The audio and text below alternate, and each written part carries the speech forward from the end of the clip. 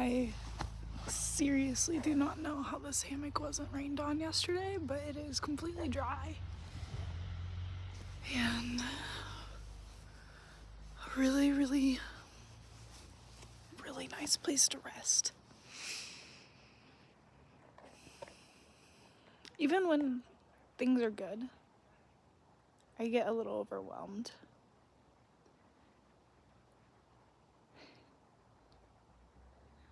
I'm a deep thinker. I'm a deep feeler. And I like that about myself.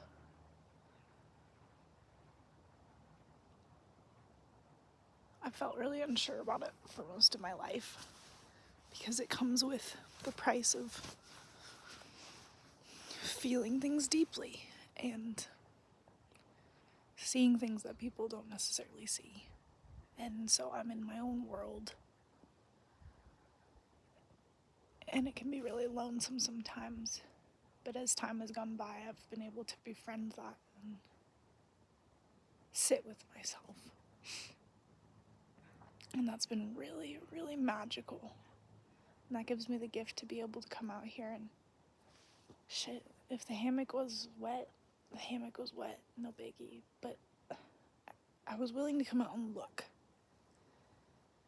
And it gave me the gift of just this simplicity of just be. Just breathe and recollect. And the more I recollect and align myself with who I am, the more I am who I am, and that feels good. You know? Sometimes I'm bouncing from thing to thing and person to person or place to place, and I think I need all of these things to fulfill me and to occupy my time. And then I really get drained, and I really feel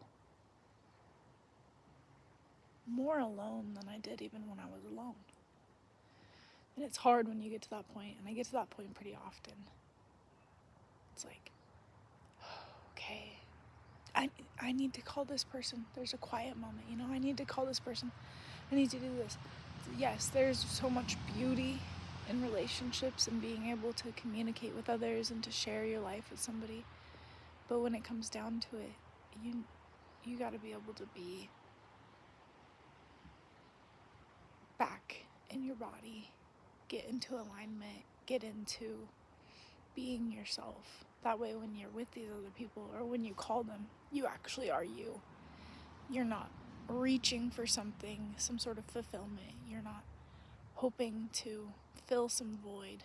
You are actually able to presently show up, whether it's in person or on the phone. You show up exactly as you are, and it lessens the anxiety, and it lessens the intrusive thoughts.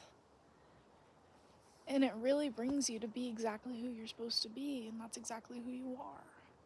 I think it gives space to feel things, which eliminates a lot of stress and eliminates a lot of shame. And that actually gives you something to give to the world. It actually gives you something to share. So instead of reaching and grasping for others, you are pushing your light and your intention and your heart out there. And people are able to feel it. They feel the difference. They feel when they're being used. And we do that unconsciously, I think.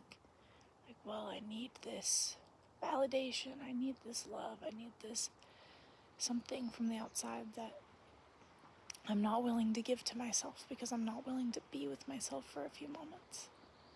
It's like, eliminate others from that situation. Come straight back to you. Sit with yourself and be with yourself. And when the time comes, you'll know. And you'll feel like yourself, and those who matter will come along. And I have that quote from Dr. Seuss just gets me. It says, those that matter don't mind, and those that mind do not matter. And that's so sweet. It's the ooey gooey of life. It's like that richness. It's like, oh yeah. So do I stop being who I am because I'm afraid of somebody who's gonna mind it? You go back to that principle. If they mind, they don't matter. And if they matter, they won't mind. Take the space for yourself. Space is sanctuary, and it's a gift only you can give to yourself. It's a gift only you can receive, but you have to be willing to receive it. It's something that creates bliss. People say chase your bliss. I don't really think you have to chase it. I think you have to sit still to be with it, because it's always there. Today I was thinking about it. I was thinking about this other thing. I feel so happy. And it brings tears to my eyes to think about how happy I am. And I have never in my life been grateful for my life. I've never felt like, yeah, I wouldn't change a thing. I might have felt this way before, but it's been a long time. I wouldn't change a thing because it all brought me here, right to this moment, right here in this hammock, right here having these thoughts because I had all of those experiences. And I think it's so beautiful. And I don't think I've ever really grasped it like this.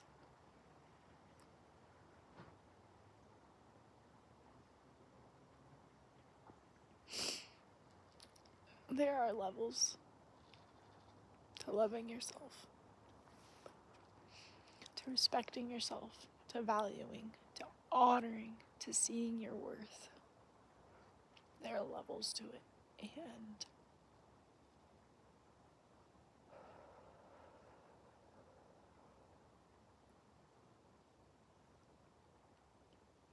every step you climb will get you a little bit higher, will give you a little bit bigger of a vantage point.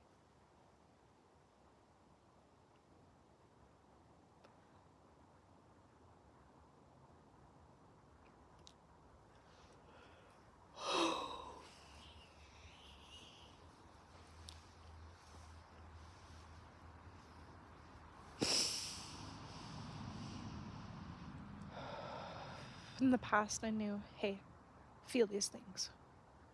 Feel them. Do not suppress them. Feel them. Do not push them down. Feel them. Express them. Get them out of you. And then you can be an entity of freeness, of fluidity. You can be light. So, I knew I would be grateful for it if I did. You think it's hard to feel your emotions. Well, it's also hard to not feel them. It's hard to avoid them. It's tiring, and you never really get away from them. Your shadow, it's following you, and an image I like to think about is like, you can run, but your shadow, right behind you, always. So what can you do instead is just sit down and face the shadow. It's not that bad. It just wants to be seen. It's a part of you. And you integrate it in. You say, this is a part of me. And you accept it. And then you find that others will accept it too, because it's a part of you. And they love you. And again, those that matter won't mind, and those that mind will not matter. The scheme of things.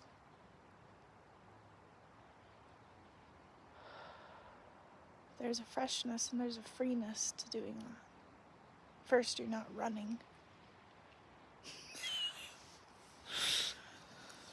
Second, you're with your bliss. And I remember thinking about it all the time. If I just feel these feelings, if I just feel them, I'll have the capacity to feel big feelings. And that means when I have good feelings that come my way, which I didn't for a long time, but I had faith that they would come my way. Then when they did, I would be able to feel them. Because I know you also can't just numb out to all the feelings, or you can't just numb out to just the bad feelings. You numb out to everything.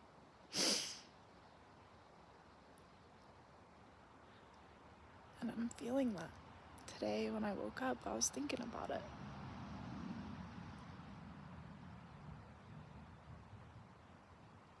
So to the past me, thank you. You have done so much work. Thank you. Thank you, Callie.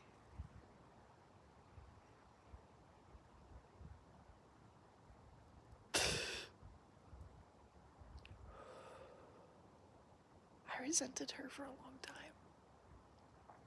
I resented the past me because she wasn't the best. She was messy. She was lost. She was just trying to be okay. She's just like me. But I love her. Like, I really, really, really love her.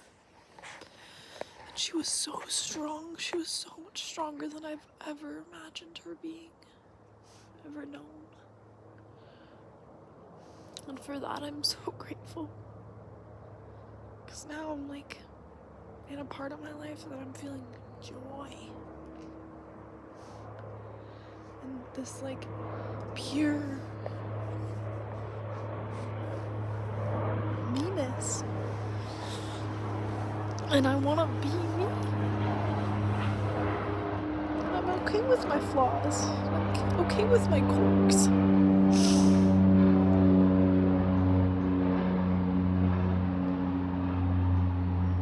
I'm okay with being seen. I'm okay with being loved. I'm learning to be okay with trusting people and really seeing how they are. I'm okay with changing.